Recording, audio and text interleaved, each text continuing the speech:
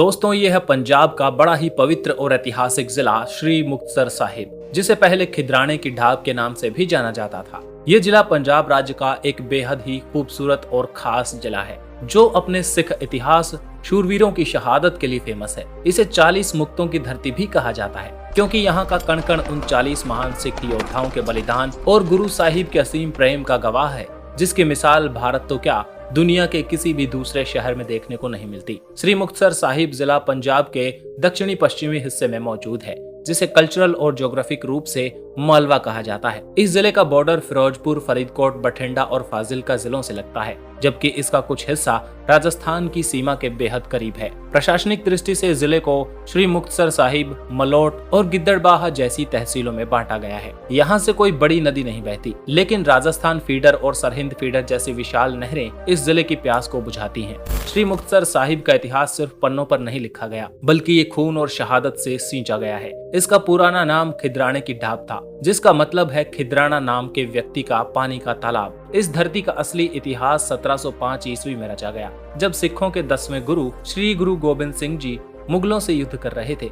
तब आनंदपुर साहिब में कड़े घेराव के दौरान 40 सिख सैनिकों ने गुरु साहिब का साथ छोड़ दिया था। लेकिन जब वे अपने घरों को लौटे तो महान सिख वीरांगना माता भाग कौर, जिसे माई भागो जी भी कहा जाता है, उन्होंने उनकी गलती का एहसास कराया। माई भागो जी के लीडरशिप में वो 40 सिख वापस मुगलों की विशाल सेना से लड़ने के लिए खिद्राने जी की ढाब पहुंचे। यह मुगलों के सूबेदार वजीर खान की हजारों की फौज और इन 40 शूरवीरों के बीच एक भयंकर युद्ध हुआ, जिसे खिद्राने की जंग भी कहा जाता है। आजादी के बाद लंबे समय तक ये फरीदकोट का हिस्सा रहा, लेकिन 7 नवंबर 1995 को इसे एक अलग जिला बना दिया गया। यहाँ की सबसे बड़ी सांस्कृतिक और धार्मिक पहचान है माघी का मेला। हर साल जनवरी के महीने में लोहड़ी से अगले दिन यहाँ माघी का विशाल मेला लगता है। ये मेला उन 40 मुक्तों की शहादत को समर्पित है। ये मेला पंजाब के सबसे बड़े मेलों में से एक है। साल 2011 की जनगणना के मुताबिक श्री मुक्तसर साहिब जिले की कुल आबादी लगभग 9 लाख के करीब है। यहाँ का समाज मुख्य रूप से कृषि पर आधारित काम करके अपना जीवन यापन करता है, इसलिए यहाँ की ज्यादातर आबादी लगभग 72% ग्रामीण इलाकों में बसती है,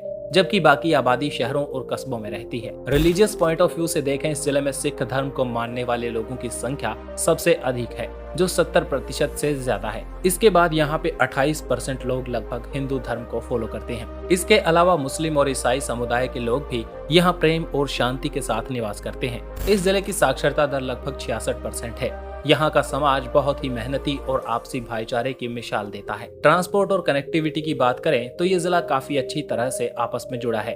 सड़क मार्ग की बात करें तो नेशनल हाईवे 354 और नेशनल हाईवे 7, जो फाजिल्का से ऋषिकेश तक जाता है, इस जिले से होकर गुजरता है। बठिंडा, फरीदकोट, अबोहर और लुधियाना जैसे बड़े शहरों के लिए यहाँ से 24 घंटे बस सेवाएं चलती हैं। रेलवे नेटवर्क में श्री मुक्तसर साहिब रेलवे स्टेशन उत्तर रेलवे के फिरोजपुर रेलवे मंडल के अंतर्गत आता है। ये कोटकपूरा फाजिल्का रेलवे लाइन पर मौजूद एक अहम हिस्सा है, जो इसे देश के अन्य हिस्सों से जोड़ता है। हवाई यात्रा के लिए सबसे नजदीकी एयरपोर्ट बठिंडा का एयरपोर्ट है, जो यहाँ से लगभग 50 किलोमीटर की दूरी पर मौजूद है। और श्री गुरु रामदास जी इंटरनेशनल एयरपोर्ट अमृतसर लगभग 180 किलोमीटर है, जहाँ से आसानी से फ्लाइट्स ली जा सकती हैं। श्री मुक्तसर साहिब जिले की अर्थव्यवस्था की रीढ़ खेती है। इस इलाके को सफेद सोना यानी व्हाइट गोल्ड की पैदावार का गढ़ माना जाता है। यहाँ का मलोट शहर सूती धागा और कपास मिलों के लिए पूरे उत्तर भारत में पॉपुलर है। कपास के अलावा यहाँ धान और गेहूं की बम्पर फसल होती है। जिले के कई हिस्सों में, खासकर अबोहर फाजिल्का बॉर्डर के नजदीक, कीनू के बड़े बड़े बागान हैं, जो यहाँ के किसानों की आमदनी का एक बड़ा जरिया है। इंडस्ट्रियल डेवलपमेंट की बात करें तो यहाँ बड़े पैमाने पर एग्रो बेस्ड इंडस्ट्रीज मौजूद हैं, जैसे राइस मिल, कोटल जिनिंग फैक्ट्रियाँ और एग्रो मशीनरी बनाने के कारखाने मौजूद हैं। पर्यटन के लिहाज से देखें तो मुक्तसर साहिब सिखों के लिए बहुत ही बड़ी अट्रैक्शन माना जाता है। यहाँ पे कई सारे गुरुद्वारे हैं, जो इतिहास की कई घटनाओं से जुड़े हैं, जैसे कि गुरुद्वारा टूटी गंडी साहिब। ये श्री दरबार साहिब परिसर का मुख्य गुरुद्वारा है। यहीं पर मौजूद गुरु गोबिंद सिंह जी ने